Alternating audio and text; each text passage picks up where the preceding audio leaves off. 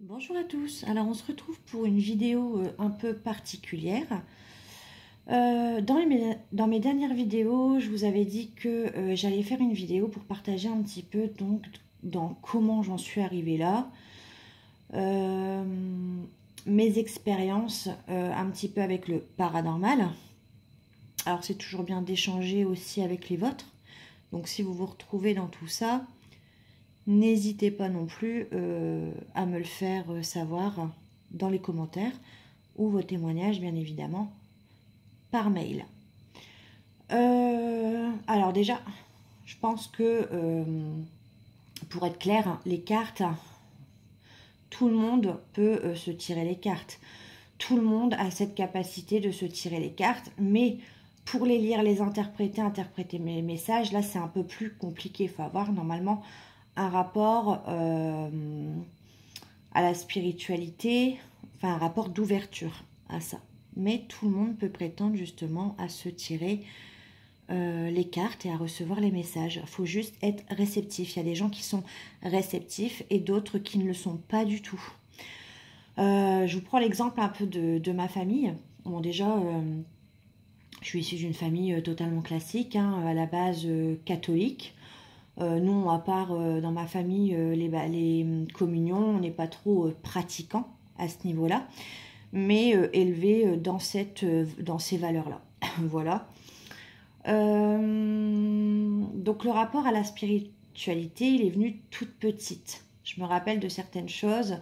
On dit souvent, en plus, hein, c'est marrant, que l'enfant avance jusqu'à ses 6 ans.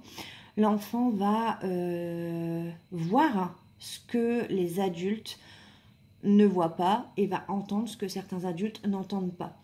Et ça s'est révélé vrai, puisque jusqu'à mes 6 ans, là je parle vraiment jusqu'à mes 6 ans. Jusqu'à mes 6 ans, oui, j'ai vu, et même après, mais ça je vous le raconterai après. Là, c'était autre chose. Déjà, ça a commencé donc déjà toute petite. Hein, dans les maisons que j'ai fait, j'avais une certaine sensibilité. C'était pas des maisons toutes récentes. Non, c'était des maisons qui avaient déjà du vécu. Après, je connaissais pas forcément leur vécu, hein, puisque quand on est petit, on s'y intéresse. Enfin, c'est pas qu'on s'y intéresse pas, c'est que voilà, on n'a pas c'est pas à nous de chercher justement le pourquoi du comment. Mais déjà toute petite, ouais, je ressentais les choses.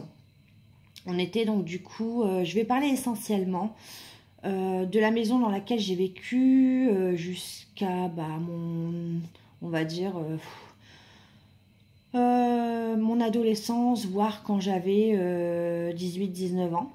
Donc c'est la maison dans laquelle on a vécu, donc mes frères et moi, puisque j'ai 2 frères jumeaux. Alors attention, j'ai un frère qui me rejoint, qui a ce côté spiritualité et ce côté proche du paranormal, qui est en tout cas ouvert à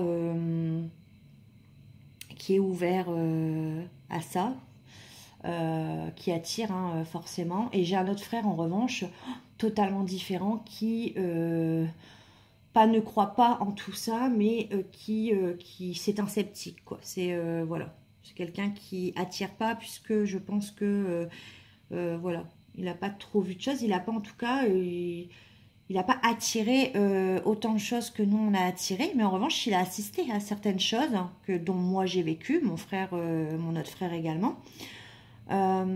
Donc toute petite, il faut savoir que moi j'ai perdu quelqu'un que je ne connaissais pas, hein, c'était mon oncle à la base.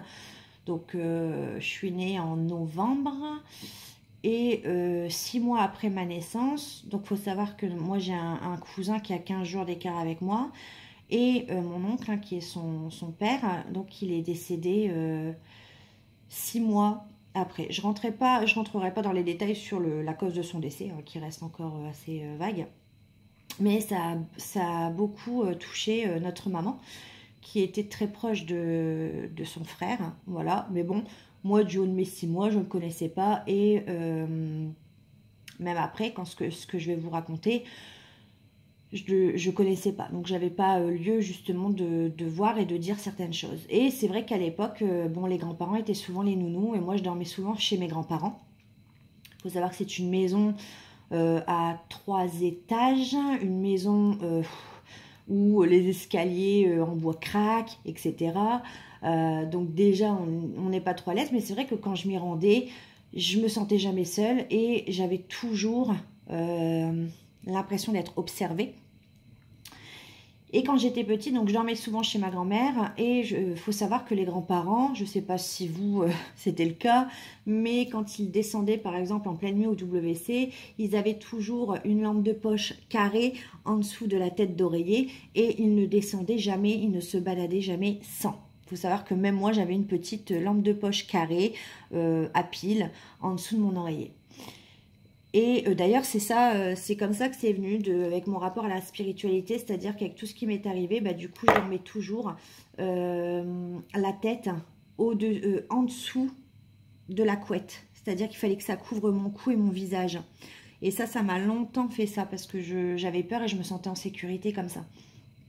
Donc, je me rappelle d'un soir où, moi, la chambre, il me semble que c'était la chambre de ma mère à l'époque, elle était en face de l'escalier. Donc, je voyais la pénombre de l'escalier. Et je ne pourrais pas vous dire quelle heure il était, hein, parce que j'étais petite et que j'avais pas de portable, j'avais pas de montre, enfin voilà. Donc, c'était en pleine nuit. Et j'ai entendu donc quelqu'un, j'ai entendu l'escalier grincer. Donc, je me dis, on n'entendait pas dans l'escalier, quelqu'un montait. Donc, je me dis tout de suite, c'est mes grands-parents, parce qu'ils descendent souvent...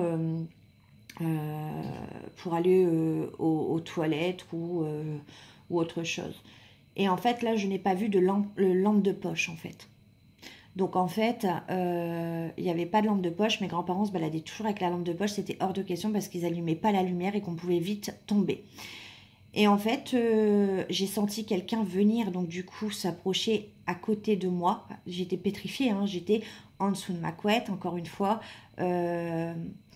Et ce que je vais vous dire va quand même vous faire un peu froid dans le dos, je pense. Le lendemain, je me suis réveillée et donc encore une fois, je ne connaissais pas mon oncle, je n'avais aucun rapport, j'ai jamais été en contact avec mon oncle puisqu'il est décédé 6 mois après ma naissance. Et ma grand-mère, je racontais comme une enfant assez innocente. Et j'ai raconté à ma grand-mère ce jour-là que du coup, oui, j'ai raconté cette histoire. Et je lui ai même dit que c'était donc justement cet oncle, je ne citerai pas le nom, et que cette personne m'a dit n'aie pas peur, je ne suis pas là pour te faire de mal. Et cette phrase me reste encore en mémoire, hein, même encore à l'âge adulte, parce qu'encore une fois, je n'avais aucune idée. Et je me souviens très bien de l'état d'esprit dans lequel je me trouvais, pourtant j'étais jeune. Pareil, hein, mes grands-parents se rendaient souvent au cimetière, tous les samedis plus précisément. Et moi du coup comme j'étais souvent avec mes grands-parents, du coup à cette époque, du coup j'accompagnais, c'était le rituel, hein, j'allais justement au cimetière. Et là c'était la première fois que je me rendais au cimetière, donc sur la tombe de mon oncle, que je ne savais pas où cette tombe était exactement, hein, un cimetière c'est vaste. Et j'ai pris les devants, donc j'ai devancé mes grands-parents qui étaient un peu plus longs derrière moi et j'ai couru. Et ma grand-mère a raconté que je me suis arrêtée pile poil devant la tombe de mon oncle. Alors je ne pouvais pas savoir où elle était parce que c'était la première fois que je m'y rendais. Encore un mystère. Ça, c'était les tout débuts. Voilà.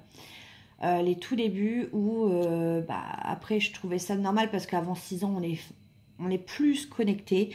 On est plus, on va dire, enclin à être proche de... Parce qu'on a encore cette innocence. Donc, on est plus proche de ça, qu'on perd normalement en vieillissant. Donc, c'est vrai que dans la maison de ma grand-mère, je me rappelle une fois, on vivait des choses assez lourdes dans cette maison. Oui, elle est forte en énergie parce que mes grands-parents ont vécu toute leur vie dedans.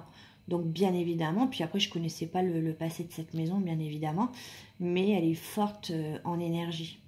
Et c'est vrai que mes grands-parents avaient beaucoup de problèmes à un moment donné, il y avait beaucoup de colère je pense dans cette maison, où mon grand-père qui est assez sceptique, alors attention, il est beaucoup plus... ouais, il est beaucoup plus, on va dire, sceptique sur cette chose-là. Enfin, il ne se laisse pas facilement impressionner. Et je me rappelle, donc, de ce qu'il racontait à ma mère, parce que moi j'entendais, et pendant un temps ils étaient embêtés parce que juste à côté de ma chambre là où j'allais, il y avait la salle de bain, et la salle de bain, donc il y a un couloir, il y a la salle de bain et la chambre de mes grands-parents qui était face un peu aux escaliers, et, euh, et toutes les nuits ils entendaient taper fortement à la porte de la salle de bain. Jusqu'au jour où mon grand-père en a eu marre d'être réveillé par ces bruits incessants. Ça cognait justement sur la porte de la salle de bain. Et mon grand-père s'est levé, a demandé à ce que ça s'arrête, à ce que ça se stoppe. Et la porte, voilà, s'est ouverte avec un grand courant d'air. Donc c'est vrai que c'est des choses qui sont quand même assez impressionnantes. Moi, de base, après, j'étais avec ma mère dans une maison, donc une maison, voilà, semi-mitoyenne, voilà, où on a vécu avec mes frères.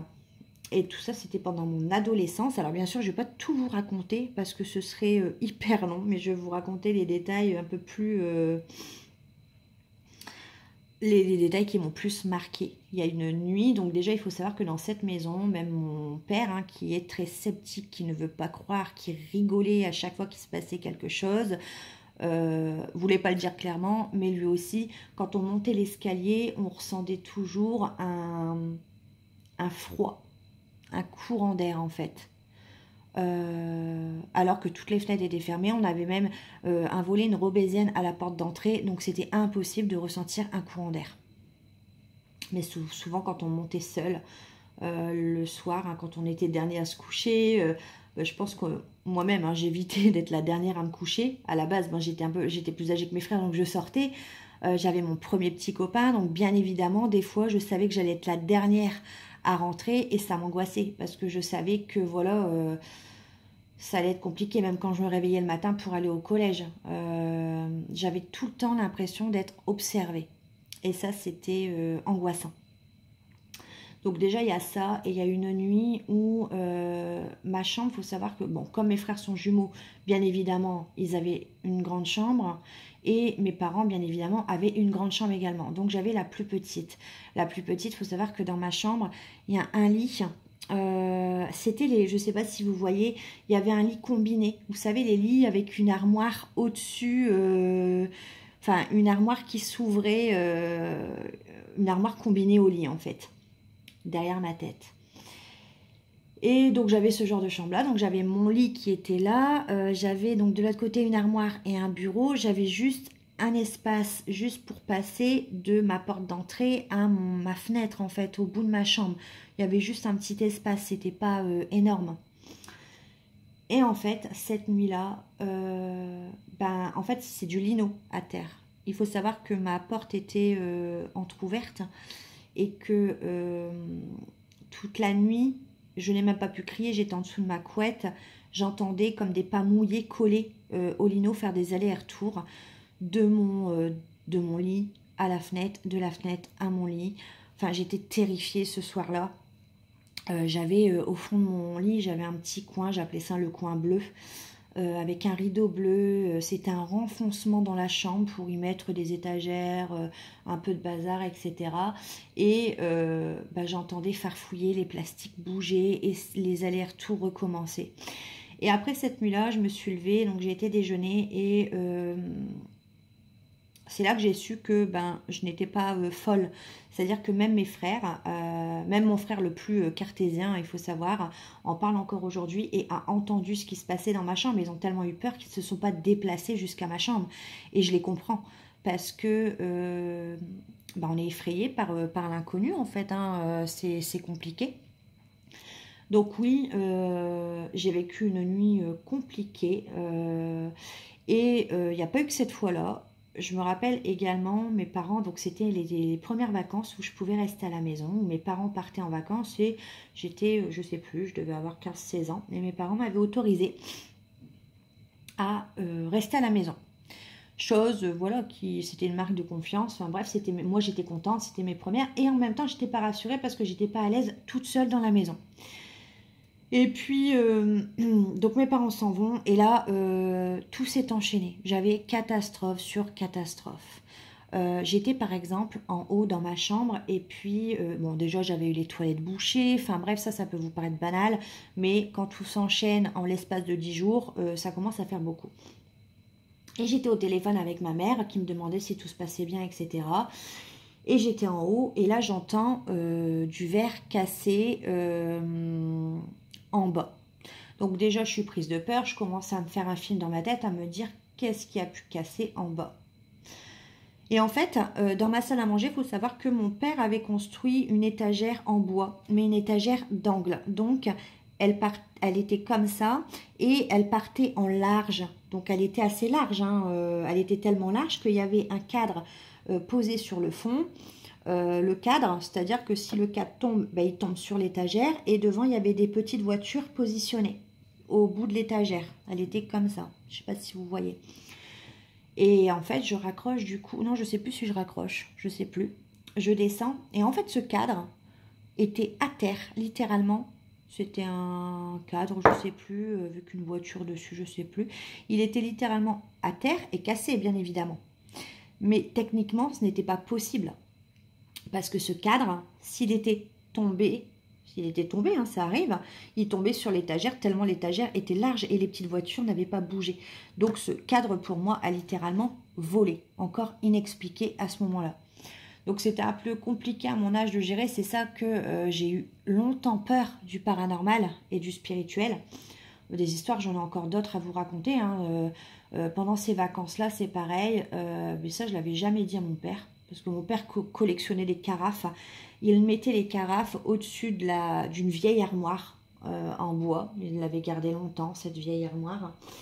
C'était encore les poignées avec les petits ronds en bois là, pour tirer les armoires. Et il avait mis toutes ces carafes au-dessus de l'armoire. Et j'avais une voisine avec qui j'étais très amie. Et ce jour-là, on décide de prendre, je crois, c'était un jeu de cartes dans cette armoire. Donc l'armoire était collée au mur et on va dire que la porte de la salle à manger était à l'opposé. Parce que j'avais la table entre-temps avec les chaises.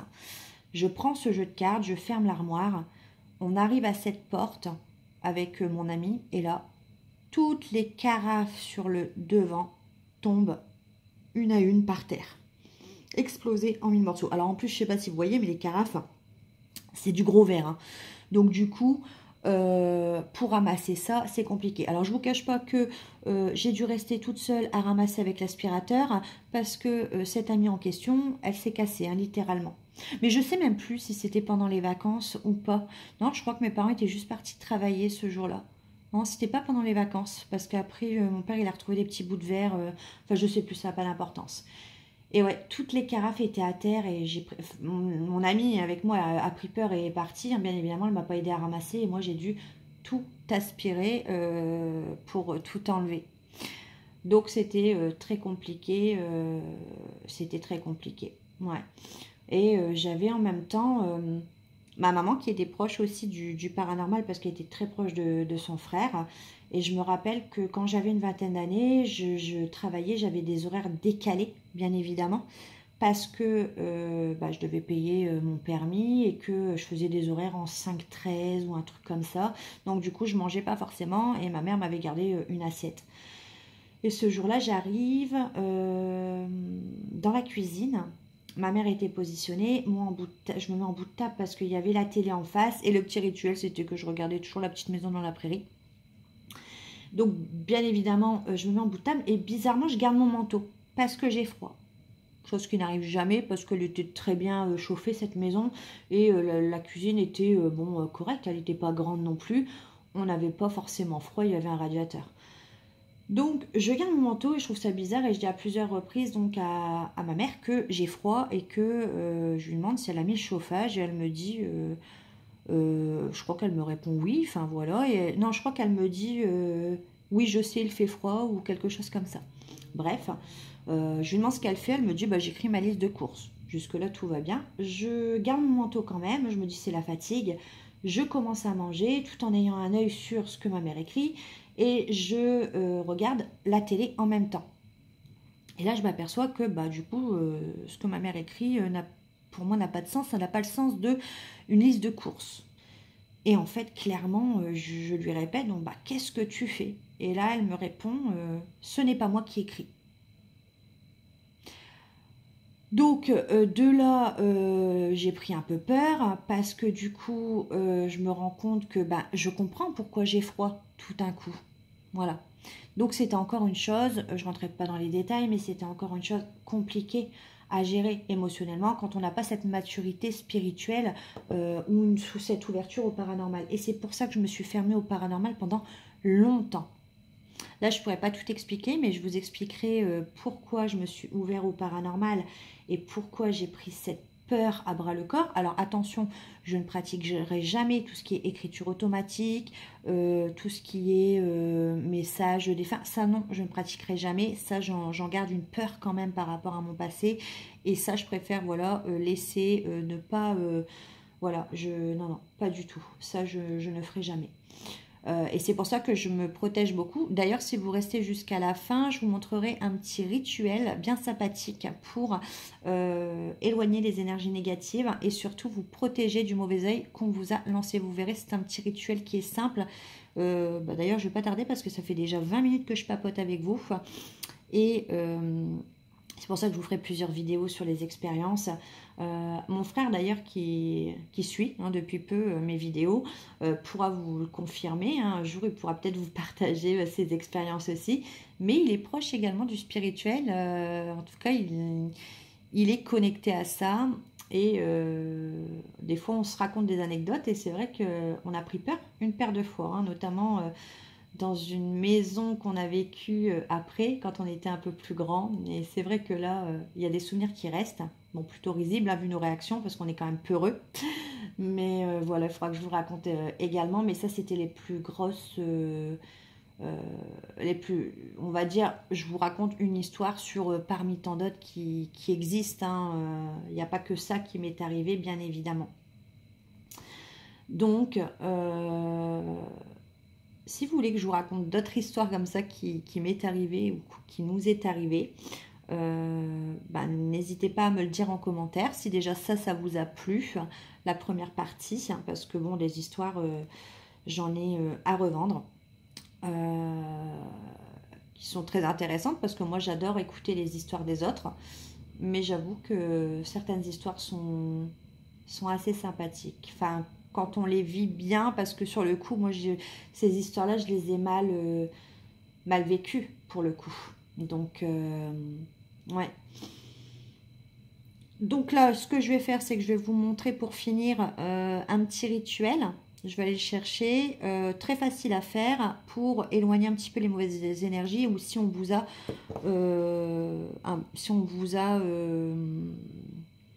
jeté l'œil. D'accord? Donc... je vais vous expliquer ce que vous allez faire. Vous allez prendre de l'huile. Alors, il y en a qui le font avec de l'huile normale. Moi, je préfère avec de l'huile d'olive qui est bien plus puissante. Après, vous faites comme vous voulez. Donc, vous prenez une petite coupelle.